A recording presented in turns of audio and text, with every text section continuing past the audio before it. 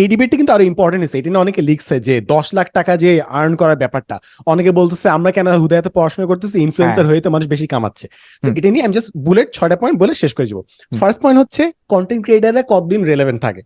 Maximum 2 থেকে 3 বছর, এর বেশি খুব কম রেলেভেন্ট থাকে এর বেশি।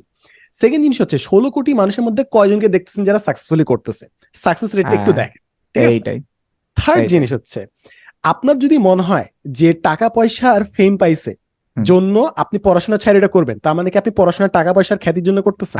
This is something you should ask yourself. আপনি নিজেকে আস্ক করেন, nothing wrong with it, but ask করেন।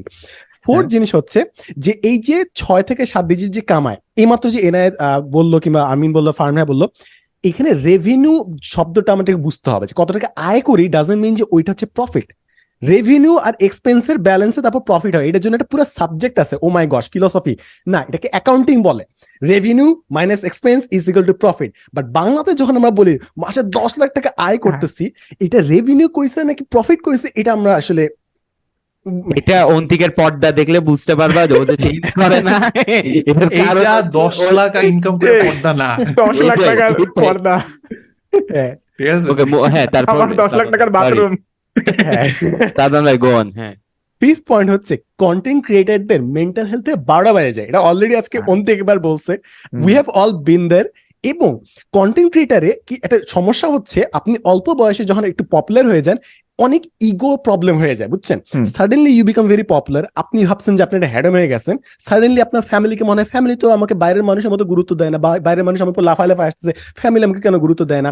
সাডেনলি যখন 3 থেকে 2 বছর পার হবে, আপনি আর রেলেভেন্ট না, আপনার স্টিল গড কমপ্লেক্স রয়ে যাবে, আমি তো বড় influencer, why aren't people recognising me. এখনকার জেনারেশন তো ভালো জিনিস বুঝতে পারে না।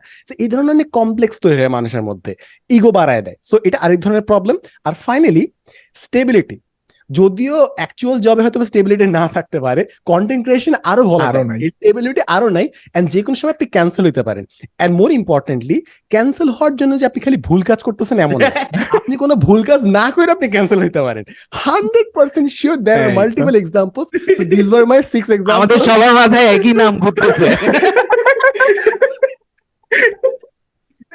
6 কারণ যে কারণে খালি অনলাইনে 10 লাখ টাকার বিজ্ঞাপন দেখে আপনি কন্টেন্ট ক্রিয়েটর হওয়া।